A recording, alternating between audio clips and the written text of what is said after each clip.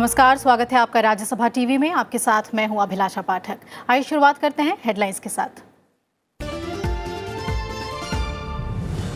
राष्ट्रीय medical commission bill को संसद की मुहर। केंद्रीय स्वास्थ्य मंत्री हर्षवर्धन ने राज्यसभा में कहा, चिकित्सा क्षेत्र में भ्रष्टाचार पर रोक लगाना मकसद। बिल को लेकर डॉक्टरों की सभी आशंकाओं को किया जाएगा दूर। विधि विरुद्ध क्रियाकलाप निवारण संशोधन विधेयक पर सदन में हुई चर्चा।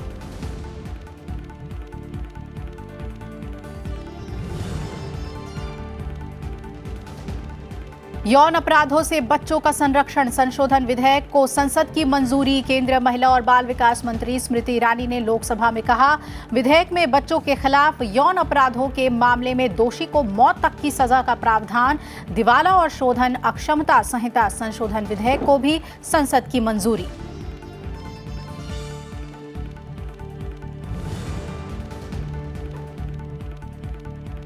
सुप्रीम कोर्ट ने उन्नाव दुष्कर्म से जुड़े सभी केस यूपी से दिल्ली शिफ्ट करने और 45 दिन में सुनवाई पूरी करने का दिया आदेश। सीबीआई को सड़क दुर्घटना की जांच 7 दिन में पूरी करने का निर्देश। बीजेपी ने आरोपी विधायक कुलदीप सेंगर को पार्टी से निकाला।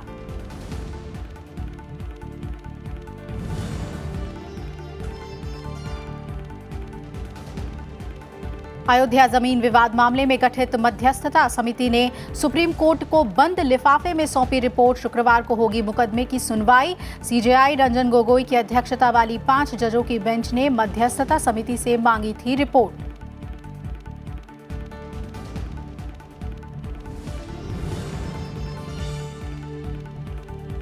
और राज्यसभा की 2 सीटों के लिए उपचुनाव का ऐलान। उत्तर प्रदेश और राजस्थान से एक सीट पर 26 अगस्त को होगा मतदान। राजस्थान से सांसद मदन लाल सैनी के निधन और नीरज शेखर के इस्तीफे से खाली हुई हैं सीटें।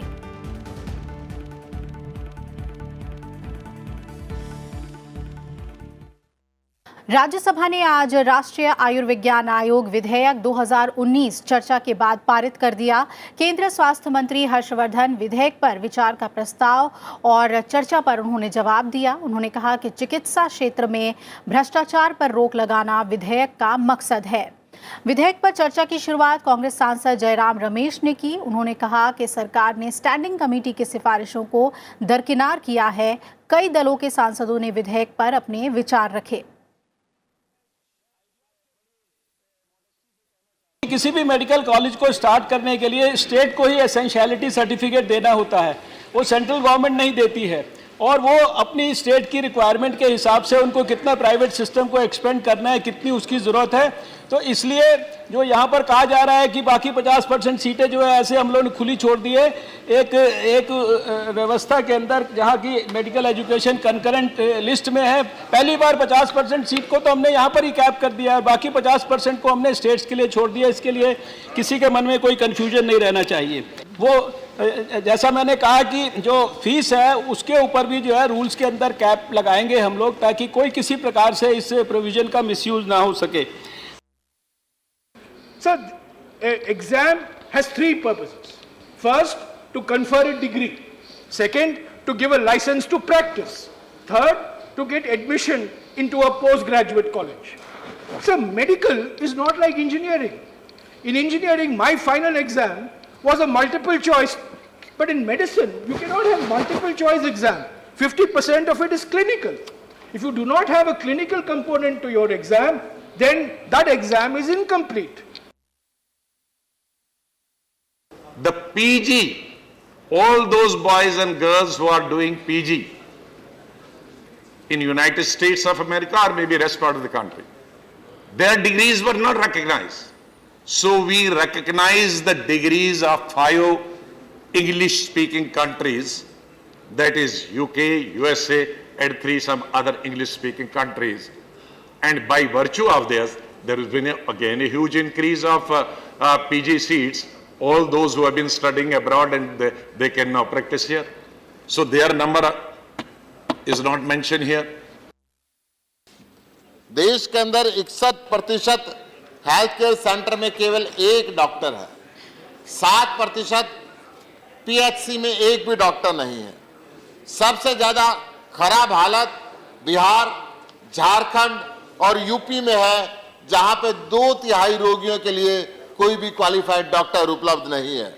पूरे देश के अंदर आज डॉक्टरों पे हमले हो रहे हैं, उनकी सुरक्षा का प्रबंध सरकार उस तरफ कोई ध्यान नहीं है।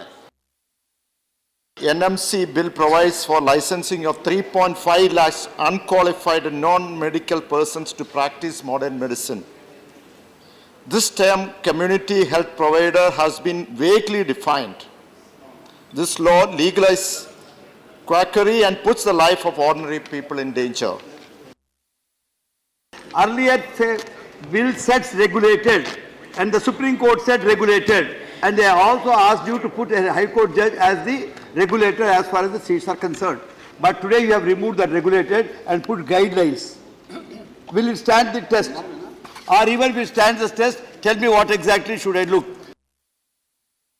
The medical, already the MCI, which was already there, is now being replaced by this NMC. And there were elected members in the MCI. But here, everything is adopted. Everything is appointed by the central government, starting from the chairperson and to the members. And as everyone has repeatedly told here, that the state's representatives will be coming on a rotational basis, and every state will have its representation once in 14 years or 4 years. It's totally cannot be accepted, sir. Sir, सबसे बड़ी बात यह है कि जो NMC bill आया है, इसको रिप्लेस किया एमसीआई को। एमसीआई को रिप्लेस किया। एमसीआई में जो एम्प्लॉइज थे, लगभग 102 एम्प्लॉइज थे, उसमें उन एम्प्लॉइज को इस बिल के इनेक्ट होने के बाद 3 महीने की सैलरी देके उनको हटा दिया जाएगा। मैं माननीय मंत्री जी से निवेदन करना चाहूंगा आपके माध्यम से, थैंक यू। बहुत नंबर उनका कम है, उन्हें ग्रुप बी वालों को, ग्रुप सी वालों को कहीं न कहीं इस बिल के माध्यम के बाद उन्हें एडजस्ट करने का कसम। 100% seats of all private medical colleges which be for sale. Can you believe after this that rural meritorious student of a remote district of the country can even dream of becoming a doctor because of this National Medical Commission bill? My humble question before you, sir. पूरे हिंदुस्तान में medical college की संख्या बढ़ाई जाए, गरीब विद्यार्थियों को उसमें प्रवेश किया जाए और ऐसी व्यवस्था हो जो आज हड़ताल डॉक्टर कर रहे हैं, किन कारण से कर रहे हैं, उन कारणों को भी ढूंढा जाए और उस कारण का निराकरण किया जाए। राज्यसभा में आज विधि विरुद्ध क्रियाकलाप निवारण संशोधन विधेयक 2019 पर चर्चा हुई। विधेयक में प्रावधान किया गया कि सरकार उस व्यक्ति को भी आतंकवादी घोषित कर पाएगी जिसका किसी आतंकवादी घटना को अंजाम देने या आतंकवाद को बढ़ावा देने या आतंकवाद से किसी भी तरह से वो संबंधित हो। विधेयक को लोकसभा से मंजूरी मिल चुकी है। खेलो इंडिया से अब सरकार का मंशा अभी बेचो इंडिया हो गया। कैसे? Railway privatization in the name of PPP model. 400 stations railway stations have been targeted to be auctioned. Those are in the pipelines. The budget does not raise much hopes to the vast armies of our unemployed youth in this country.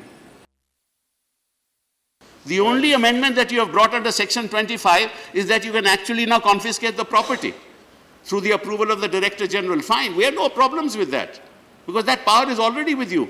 Our problem is that this open-ended declaration of a private person as a terrorist is just meaningless. It is unconstitutional. It will be struck down and it will come back to you and then you will have it and have to send it to a standing committee or a select committee.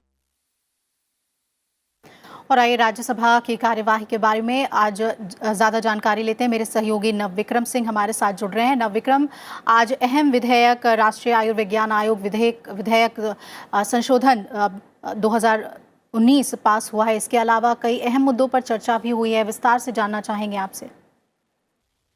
अभिलाषा, निश्चित तौर पर एक अहम विधेयक है medical शिक्षा के को लेकर जो एनएमसी विधेयक पास हुआ है, क्योंकि इसमें मेडिकल शिक्षा को अंतर्राष्ट्रीय स्तर का बनाने की कवायद की गई है। सरकार का कहना है कि इस विधेयक के बाद जो एमसीआई की जगह एनएमसी होगा, मेडिकल काउंसिल ऑफ इंडिया को रिप्लेस करेगा एक तरह से एनएमसी, नेशनल मेडिकल एनएमसी उसमें कई शिक्षा को पारदर्शी बनाने के लिए कई कदम उठाए गए हैं, जैसे कि जो प्राइवेट जो मेडिकल कॉलेज हैं उनकी जो फीस है उस पर एक तरह से कैप होगी कि वो एक जो फीस है उससे ज़्यादा नहीं ले सकते हैं। इसके अलावा कई और कदम उठाए गए हैं। हालांकि चर्चा के दौरान कई सदस्यों ने आपत्ति जताई।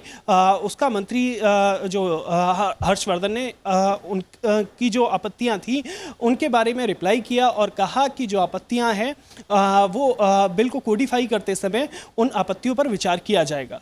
जी चलिए, बहुत बहुत शुक्रिया नवविक्रम आपका हमें जानकारी देने के लिए बिल से जुड़ी हुई। और आइए आगे बढ़ते हैं, लोकसभा की बात करें तो यहाँ आज इंसॉल्वेंसी और बैंकरप्सी कोड संशोधन विधेयक 2019 यानी दिवाला और शोधन अक्षमता संहिता संशोधन विधेयक पारित हो गया। वित्त मंत्री निर्मला सीतारमण ने विधेयक पर चर्चा का जवाब दिया और उन्होंने कहा कि विधेयक को कर्ज समाधान प्रक्रिया को समय पर पूरा करने और शेयरधारकों के हितों के बारे में ज्यादा स्पष्टता देने के मकसद से लाया गया है।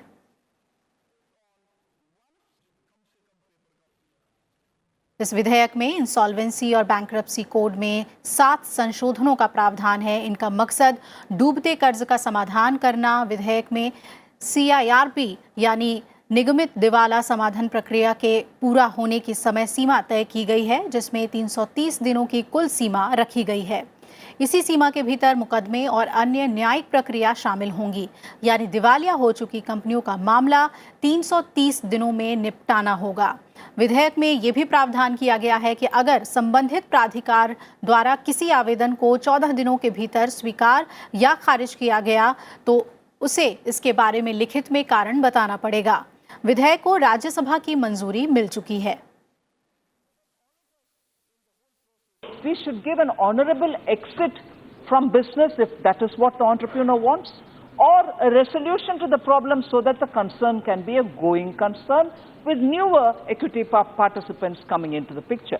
So the spirit, the letter and spirit of IBC and the frequent amendments which are coming in response to the developing situation outside are all in keeping with this spirit. So our wish, the government's desire is to be able to provide simpler and a fairly considered solution within the statutory framework that we have given ourselves. And I want to ask the Honorable Finance Minister, what's her plan to revive the real estate sector? Because those companies which are in insolvency, who's going to buy them?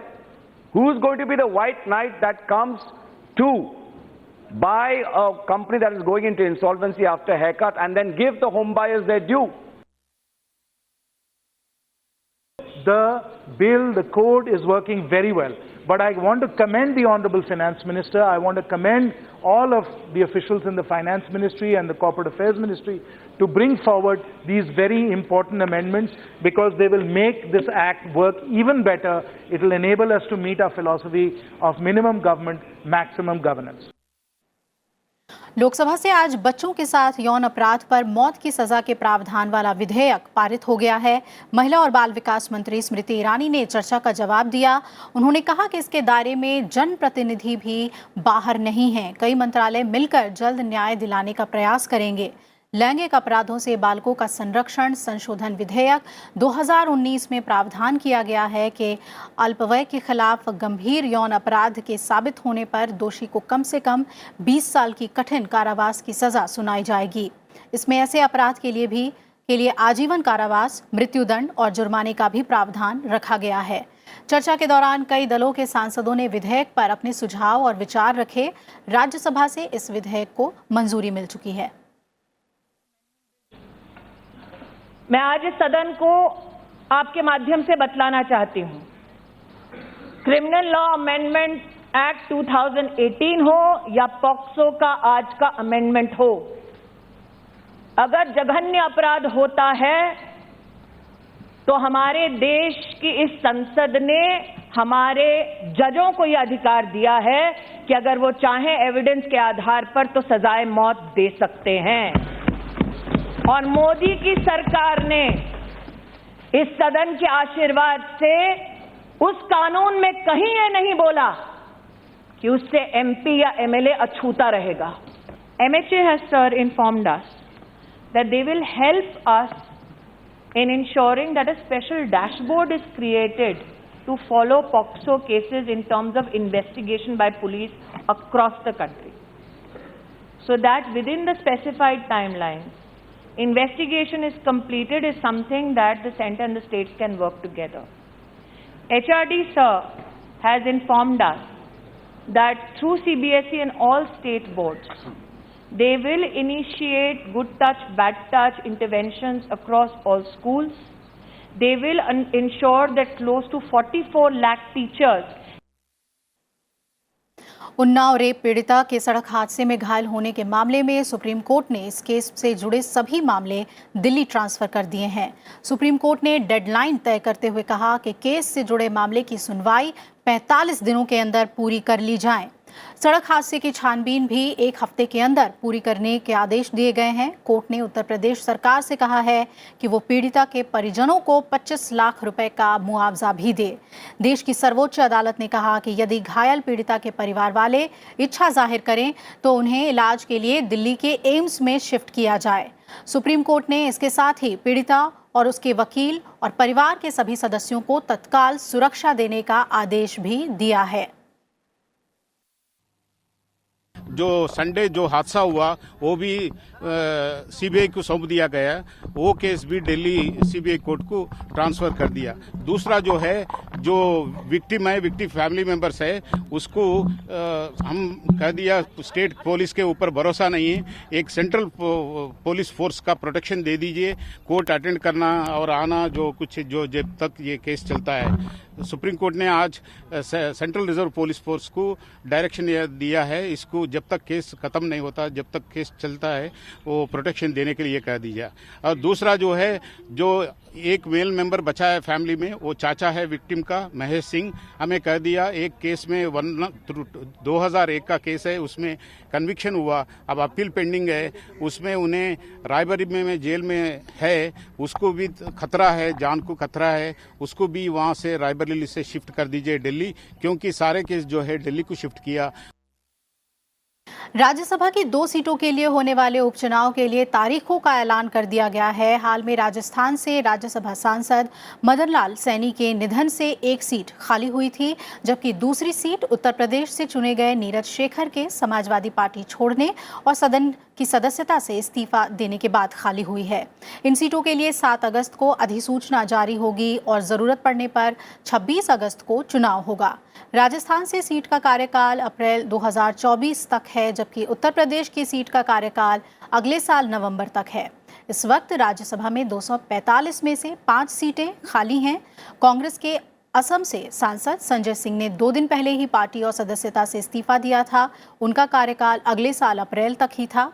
इसी तरह ओडिशा से राज्यसभा सांसद अनुभव मोहंती के लोकसभा में चुने जाने से एक सीट खाली हुई है, लेकिन उनका कार्यकाल भी अगले साल अप्रैल तक ही था। जनप्रतिनिधित्व अधिनियम के सेक्शन 151A के तहत राज्यसभा में उपचुनाव सदस्यता के कार्यकाल के 1 साल से कम होने पर नहीं कराया जाता। इसके अलावा एक सीट बिहार से शरद यादव का मामला अदालत में लंबित होने के चलते खाली है। अभी सदन में बीजेपी के सबसे ज्यादा 78 सदस्य हैं। अब आप देश के विभिन्न हिस्सों के लोकगीत एक YouTube चैनल प्रसार भारती लोक संपदा पर सुन सकते हैं। देश के लोक सेवा प्रसारक प्रसार भारती ने लोकगीतों, लोक गाथाओं को सहेजने के लिए अनूठी पहल की है। आकाशवाणी लोक संपदा संरक्षण महापरियोजना के तहत प्रसार भारती देश भर के लोकगीतों को मूल रूप में संरक्षण कर रही है।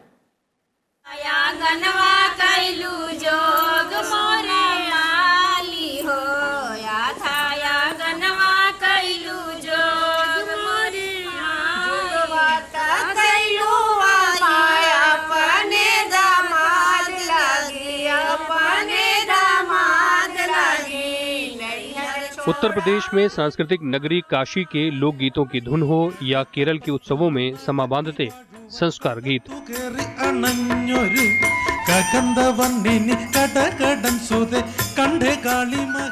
ये सब आपको जीवंत रूप में एक YouTube चैनल पर देखने और सुनने को मिल सकते हैं। विलुप्ति के कगार पर पहुंच चुके लोक साहित्य को सहेजने के लिए आकाशवाणी ने नवंबर 2014 में योजना शुरू की थी। इस साहित्य को YouTube चैनल के जरिए लोगों से रूबरू कराने के लिए जून 2019 में प्रसार भारती लोक संपदा YouTube चैनल शुरू किया गया। जो जिम्मेदारी हमको जो संसद ने दिया है, मैं समझता हूँ ये प्रोजेक्ट जो है उसी श्रृंखला में है और बहुत बड़ा एक प्रोजेक्ट है। और जैसे मैंने कहा, विविधता हर एक, ये लोग कहते हैं भारत में आप 20 किलोमीटर आगे चले तो वहाँ बोली अलग हो जाते हैं, भाषा अलग हो जाते हैं, ठीक है। तो समझिए हमारा ये फोक म्यूज़िक, फोक ट्रेडिशन जो है, तो लोकगीत कितना होगा और उसका क्या एक ये बहुत बड़ा एक हमारा ये जो धरोहर है, इसको हम कायम रखने के लिए ये एक प्रोजेक्ट जो शुरू है 5 साल से बहुत अच्छे काम हो रहा है। योजना के तहत 162 बोलियों में लगभग 500 जातियों, उपजातियों, जनजातियों के पारंपरिक लोकगीतों और लोक गाथाओं का रिकॉर्ड किया गया है। साथ ही 16,000 गीतों का डिजिटाइजेशन भी हो चुका है। खास बात यह है कि इन रिकॉर्डिंग्स को स्टूडियो में न करके बल्कि मूल स्वरूप में ही किया गया है। इस योजना के तहत देश में प्रचलित सभी धर्म के साथ ही जातियों, उपजातियों और जनजातियों की लोक परंपरा के संपूर्ण विवरण एकत्रित करने की योजना है। जो हमारा विश्वविद्यालयों में जो रिसर्च कर रहे हैं संगीत में और हमारे जो आर्ट्स, हमारे विविध कलाएं हैं उसमें और भाषा में जो काम कर रहे हैं, उनके लिए ये जो प्रोजेक्ट और हमारा पास जो फोक म्यूज़िक का एक ये आ जाएगा बैंक, वो रिसर्चर्स के लिए बहुत अच्छा होगा। प्रसार भारती इस पहल के जरिए संकलित किए गए साहित्य को शोधार्थियों के लिए नीति भी तैयार कर रहा है, जिससे भारत की सांस्कृतिक विविधता के आयामों को बेहतर तरीके से समझा जा सकेगा। नवविक्रम सिंह, राज्यसभा टीवी। उपराष्ट्रपति एम वेंकैया नायडू ने कहा है कि नई शिक्षा नीति से नालंदा और तक्षशिला का गौरवशाली अतीत फिर से हासिल किया जा सकता है। साथ ही इससे भारत शिक्षा के वैश्विक केंद्र के तौर पर एक बार फिर स्थापित हो सकता है। उपराष्ट्रपति ने the dynamics of Indian education किताब के विमोचन पर यह बात कही। इस किताब के लेखक प्रोफेसर JS राजपूत हैं।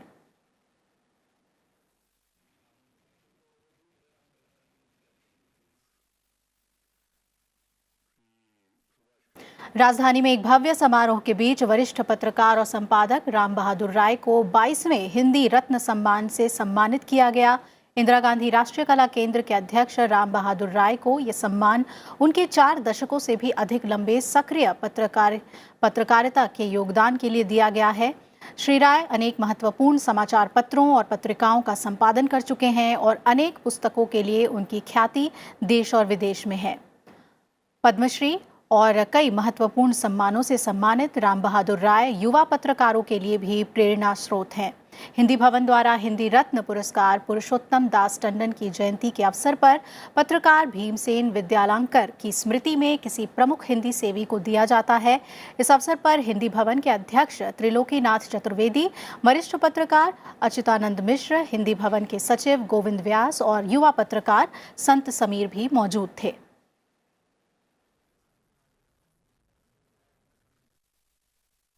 पाकिस्तान की जेल में बंद भारतीय नागरिक कुलभूषण जाधव के मामले में नई प्रगति हुई है। पाकिस्तान ने भारत को कुलभूषण जाधव से काउंसलर संपर्क की पेशकश की है। पाकिस्तान के विदेश मंत्रालय के मुताबिक इस्लामाबाद स्थित भारतीय उच्चायोग को इस बारे में पेशकश की गई है। विदेश मंत्रालय ने इस पेशकश की बात को स्वीकार किया है, लेकिन कहा है कि भारत को वियना कन्वेंशन की शर्तों के मुताबिक ही इस काउंसलर संपर्क की बात स्वीकार होगी। विदेश मंत्रालय प्रवक्ता रवीश कुमार ने कहा कि इस मामले में पाकिस्तान के पत्र का अध्ययन किया जा रहा है। उन्होंने ये भी कहा कि भारत इस मामले में पाकिस्तान के संपर्क में है। We have received a proposal from Pakistan. We are at this point of time evaluating the proposal in the light of the judgment of the International Court of Justice. We will maintain communication with Pakistan in this matter through diplomatic channels. इस bulletin में फिलहाल इतना ही। जुड़े रहिए Rajya Sabha TV के साथ। नमस्कार।